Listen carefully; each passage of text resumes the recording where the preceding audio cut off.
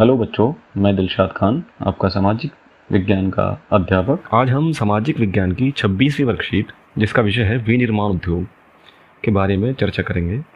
इससे पिछली वर्कशीट यानी 25वीं वर्कशीट में हमने विनिर्माण उद्योग क्या होते हैं इस बारे में जाना था। तो आइए एक बार उसको दोहरा लेते हैं। विनिर्माण, जो कि दो शब्दों से मिलकर बना है, वि तथा निर्माण। यहाँ वि का अर्थ है फिर से, दोबारा, और निर्माण का अर्थ है बनाना। तो विनिर्माण का संयुक्त अर्थ हुआ फिर से बनाना। और उद्योग, जब उत्पादन बहुत बड़े पैमाने पर किया जाता है तब उसे उद्योग कहते हैं। इसको एक उदाहरण से समझते हैं। मान लीजिए एक चक्की वाला गेहूं खरीद कर लाता है और उसको पीस करके आटा बनाता है और आटा बाज़ार में बेचता है। तो बहुत सारे चक्की वाले यही काम करते हैं, लेकिन उनको हम उद्योग नहीं कहते। तो फिर उद्योग किसे कहेंगे? जब यही काम यानी गेहूं को पीसकर आटा बनाने का काम बहुत बड़े स्तर पर, बहुत बड़ा कारखाने लगाकर ये काम जब किया जाता है और आटे के पैकेट बनाकर बाज़ारों में बेचे जाते हैं, तब इसको हम आटा उद्योग कहते हैं। जैसे शक्ति भोग एक कंपनी है जो बहुत बड़े स्केल पर आटे का उत्पादन करती है। पिल्सबरी है, नेचर फ्रेश है, ठीक है। ये सभी इकाइयाँ जो अलग अलग बड़े बड़े कारखानों में आटे का उत्पादन करती हैं, इन सबको मिले जुले रूप में हम आटा उद्योग कहते हैं। तो आइए हम इसके बाद उद्योगों की आदर्श अवस्थिति, यानी उनके लिए कौन सा स्थान उपयुक्त रहता है, कौन सा समय उपयुक्त रहता है उद्योग लगाने के लिए, कौन सा स्थान उपयुक्त होता है, इस बारे में चर्चा करेंगे। तो कोई भी उद्योगपति जब एक नया उद्योग लगाता है तो वो मुख्य रूप से 3 लागतों का ध्यान रखता है। यानी उद्योग लगाने में जो उसको लागत आने वाली है, उसमें 3 तरह की लागतों का खास ख्याल रखा जाता है। जिसमें सबसे पहले है कच्चा माल प्राप्त करने की लागत, यानी कच्चे माल को प्राप्त करने में उसको कितनी लागत वहन करनी पड़ेगी। इसके बाद उत्पादन की लागत, यानी जब कच्चा माल खरीद लिया गया है उसके बाद उसको तैयार करने में कितनी लागत आएगी, और तैयार माल को वितरित करने में, बाज़ार तक पहुँचाने में जो लागत आएगी उसको हम वितरण लागत कहते हैं। इन 3 बिंदुओं को, इन 3 लागतों को ध्यान में रखकर कोई भी उद्योगपति अपने उद्योग की स्थापना करता है, अपना उद्योग लगाता है। आइए इसे एक उदाहरण से समझते हैं। मान लीजिए आप एक उद्योगपति हैं और आप कुर्सी बनाने का एक कारखाना खोलना चाहते हैं। तो कुर्सी बनाने के लिए कच्चा माल होगा लकड़ी। अब कच्चे माल को प्राप्त करने में जो लागत आएगी वो लागत कहलाएगी कच्चा माल प्राप्त करने की लागत। हर एक उद्योगपति ये चाहेगा कि उसको लकड़ी कम से कम दाम में मिल जाए, क्योंकि लागत जितना कम होगी मुनाफा उतना ज़्यादा होगा। तो सबसे जो सस्ती लकड़ी हमें मिलेगी वो जंगलों में मिलेगी, लेकिन हम अपना कारखाना, हम अपना उद्योग जंगल में नहीं लगा सकते, क्योंकि वहाँ लेबर नहीं मिलेगी, वहाँ रोड की कनेक्टिविटी नहीं होगी, ट्रांसपोर्टेशन आना जाना कैसे होगा। इसके बाद उत्पादन की लागत, यानी हमें अपना कारखाना जहाँ लगाना होगा वहाँ ये देखना होगा कि ज़मीन जो हमको मिल रही है वो, उसमें कितनी लागत हमारी आ रही है, कम से कम लागत आए, हम ऐसी ज़मीन ढूंढने का प्रयास करेंगे। फिर वहाँ आसपास कोई गांव, कोई बस्ती, कोई ऐसा है जहाँ से लेबर आपके कारखाने में काम करने आ जाएगी। अगर आपने ऐसी जगह बना दिया है कारखाना जो बहुत ज़्यादा दूर है बस्तियों से, तो वहाँ लेबर का पहुँच पाना मुश्किल है। या आपने शहर में लगा लिया है कारखाना, तो वहाँ जो लेबर मिलेगी वो महंगी लेबर मिलेगी। जैसे दिल्ली के अंदर जो लेबर का रेट है वो कुछ और है, और गांव देहातों में या छोटे शहरों में या कस्बों में लेबर का रेट जो है वो कम होता है। तो आप जब एक उद्योग लगाएंगे तो उत्पादन की लागत कम से कम रखने के लिए आप ऐसी जगह उद्योग लगाएंगे जहाँ रोड की कनेक्टिविटी अच्छी हो, जहाँ लेबर आसानी से आपको मिल जाए और सस्ता लेबर आपको मिल जाए, जहाँ बिजली सस्ती आपको मिल जाए। पता चला आपको लेबर सस्ती मिल रही है, आपने गाँव देहात में कोई कारखाना लगा दिया है, लेकिन वहाँ बिजली की सुविधा ही नहीं है। तो इन सब बातों का आपको ध्यान रखना पड़ेगा कि आपको लागत भी कम से कम आए और ये सभी सुविधाएं भी आपको मिल जाएं। इसके बाद होगा वितरण की लागत। आपने कच्चा माल भी ले लिया, आपने उत्पादन भी कर लिया, यानी कुर्सियाँ बना भी ली हैं। अब आपको उन कुर्सियों को मार्केट तक पहुंचाना है ताकि अलग अलग शहरों में आपका माल बिक सके। तो उसमें जो ट्रांसपोर्ट में, यानी माल की ढुलाई का जो खर्चा आएगा, आपके कारखाने से लेकर मार्केट तक पहुंचाने में जो खर्चा आएगा वो भी आपकी लागत में ही जुड़ेगा। इसको कहेंगे वितरण की लागत। इन तीनों लागतों को मिला करके मान लीजिए आपकी लकड़ी आई 100 रुपये की, उत्पादन के लिए जो आपने खर्चा किया वो भी एक कुर्सी पर 100 रुपये आ गया लगभग, और वितरण में भी आपको लगभग 100 रुपये खर्च करने पड़ गए। तो इस तरह आपको 3 लागतों पर 100 यानी कि 300 रुपये खर्च करने पड़े। तो अब आप अपनी कुर्सी 300 से ज़्यादा मूल्य की बेचेंगे तब आपको मुनाफा होगा। मान लीजिए आपने कुर्सी 350 रुपये की बेची और यही कुर्सी अगर मार्केट में 300 रुपये की अवेलेबल है, तब आपको अपनी लागतों को घटाना होगा, अपनी लागत को कम करना होगा ताकि आप भी 300 रुपये की कुर्सी बेच पाएँ। तो इन चीज़ों को ध्यान में रखकर आप कोई उद्योग लगाएंगे और जगह का, स्थान का चयन करेंगे कि भाई मैं अपना उद्योग इस जगह लगाऊंगा, यहाँ बिजली की व्यवस्था है, बिजली सस्ती मिलती है, लेबर अवेलेबल है, लेबर सस्ते रेटों पर अवेलेबल है, ज़मीन सस्ती है। आप जितने भी लागत को कम से कम रखेंगे मुनाफा उतना ज़्यादा होगा। आइए आगे बढ़ते हैं। उपरोक्त प्रस्तुति उद्योगों की स्थापना के पीछे ज़रूरी स्थिति को बताती है, यानी उद्योगों को स्थापित करने के लिए क्या क्या चीज़ें ज़रूरी हैं, किन लागतों का ध्यान रखना आवश्यक है। उद्योगों की स्थापना कच्चे माल की उपलब्धता, श्रमिक, पूंजी, शक्ति के साधन, बाजार आदि की उपलब्धता से प्रभावित होती है।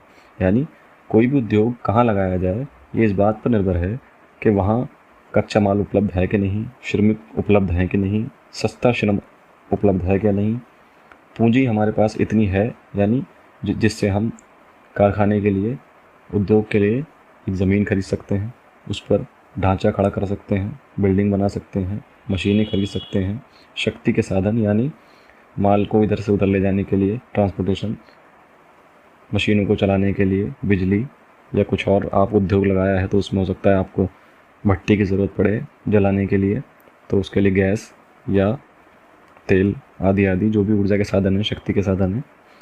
और सबसे महत्वपूर्ण है बाज़ार, यानी आपने कच्चा माल भी उपलब्ध आपको हो चुका है, आपके पास श्रमिक भी आ गए, पूंजी भी लगा दी है आपने, शक्ति के साधन भी आपके पास हैं, माल आपने बना भी लिया है, उत्पादन आपका तैयार है, लेकिन उसके लिए बाज़ार भी अवेलेबल होना वो बहुत ज़रूरी है। जैसे मान लीजिए आपने अंटार्कटिका में आइसक्रीम बनाने का कारखाना खोल लिया है। अब अंटार्कटिका में तो पहले से ही बर्फ़ पड़ती है, तो क्या वहाँ पर कोई बाज़ार ऐसा अवेलेबल होगा अंटार्कटिका में जहाँ पर आप अपनी आइसक्रीम बेच सकें? क्योंकि वहाँ कोई आइसक्रीम लेने वाला होगा ही नहीं। तो उस माल को आप जब बेच ही नहीं पाएंगे तो आपका उद्योग सफल होगा? वो धराशायी हो जाएगा। हालांकि सभी कारक एक जगह मिलने संभव नहीं है, यानी जो हमने ये 5 चीज़ें देखी हैं अभी, यानी कच्चे माल की उपलब्धता, श्रमिक, पूंजी, शक्ति के साधन, बाज़ार, ये सब एक जगह मिल जाना तो संभव नहीं है। तो इसमें एडजस्टमेंट करना पड़ता है, भले ही हमें दूर से कच्चा माल लाना पड़े, लेकिन उनको श्रमिक चाहिए भाई, श्रमिक भी हैं, कच्चा माल भी है, लेकिन मान लीजिए उस स्थान पर बिजली नहीं है, रोड की कनेक्टिविटी नहीं है, तो हमको ऐसा स्थान ढूंढना ज़्यादा आवश्यक है जहाँ पर बिजली की सुविधा हो और रोड की, ट्रांसपोर्ट की सुविधा अवेलेबल हो। क्योंकि कच्चा माल तो हम लाद कर भी ले आएंगे, पर बिजली को लाद कर नहीं लाया जा सकता। आगे है, कुल मिलाकर उद्योगों की स्थापना के लिए वही जगह उपयुक्त होती है जहाँ इनमें से ज़्यादातर कारक उपलब्ध हों, यानी इनमें से जो चीज़ ज़्यादा हमको मिल जाएगी हम कारखाना वहाँ लगा लेंगे। इसको एक उदाहरण से हम समझने की कोशिश करते हैं।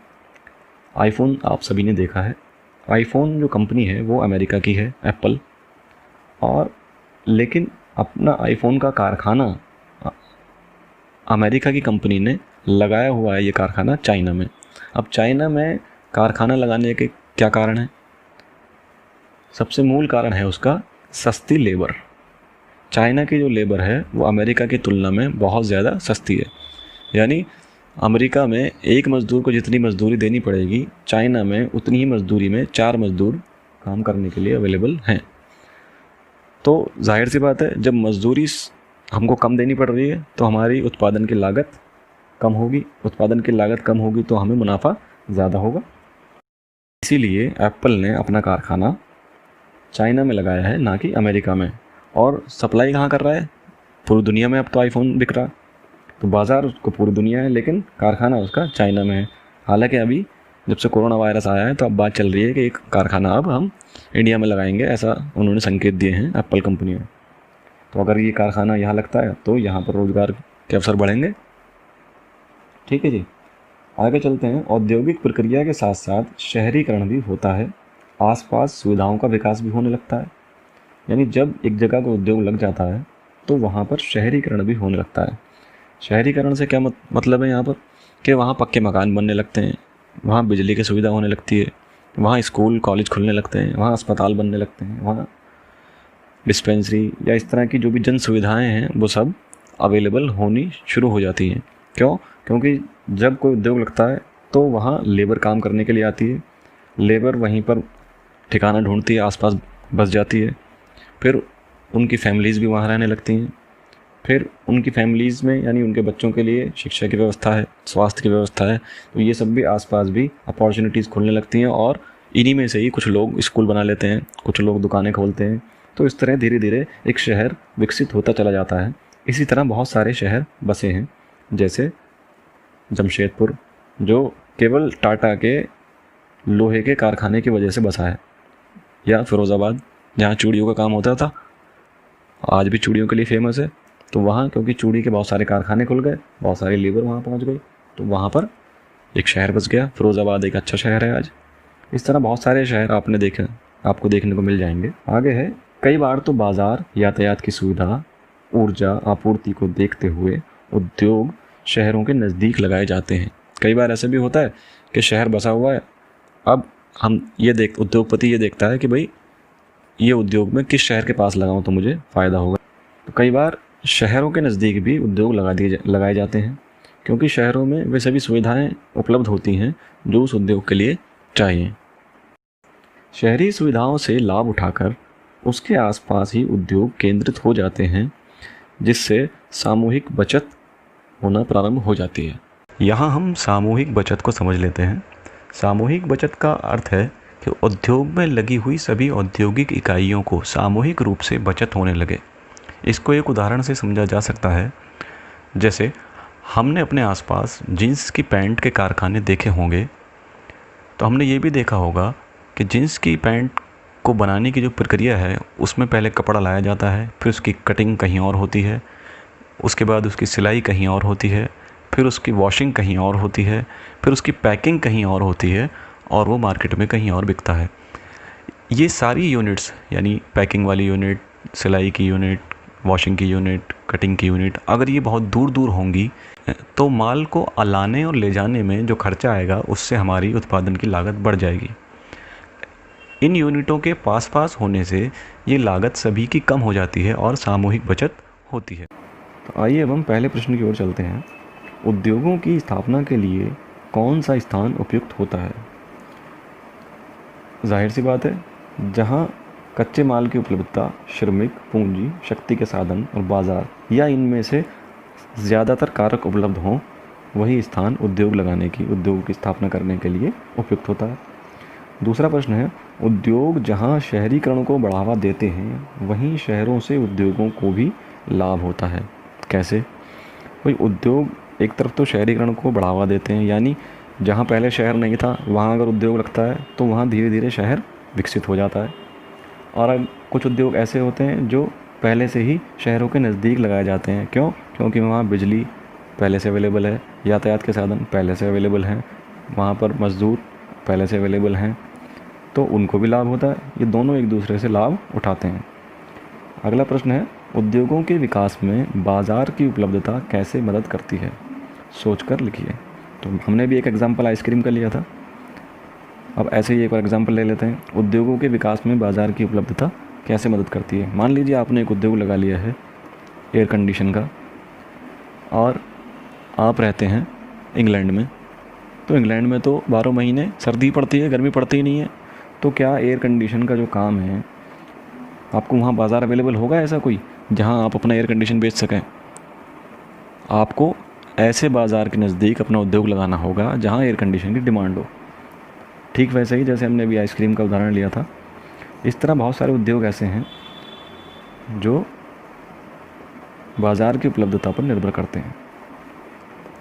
आगे है, यदि आपको किसी उद्योग की स्थापना करनी हो तो सबसे ज़्यादा किन 2 बातों का ध्यान रखेंगे और क्यों रखेंगे?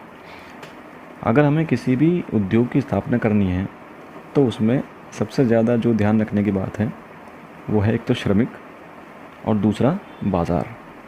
कच्चा माल हम लाद कर ला सकते हैं, लेकिन अगर हमको श्रमिक नहीं मिले माल बनाने के लिए, माल तैयार करने के लिए, तो उस कच्चे माल का हमें कोई लाभ नहीं मिलेगा। दूसरा है, माल हमने तैयार कर लिया है, लेकिन हमको अगर उसका बाज़ार नहीं पता, बाज़ार नहीं मालूम, या हमको बाज़ार ही नहीं मिल रहा, या हमने कोई ऐसा उत्पाद बना लिया है जिसकी मार्केट में डिमांड ही नहीं है ना। मार्केट में डिमांड होना मतलब बाज़ार अवेलेबल होना, तो तब भी हमारा उद्योग सफल नहीं हो पाएगा। तो हमको दो बातें इन सब में सबसे ज़्यादा महत्वपूर्ण हैं, वो क्या हैं हमारे लिए? एक तो श्रमिक की उपलब्धता हो, सस्ता श्रम हमें उपलब्ध हो, और दूसरा हमको उपलब्ध हो बाज़ार जिसमें हम अपना तैयार माल बेच सकें। धन्यवाद। और वीडियोस देखने के लिए इस चैनल को सब्सक्राइब करें।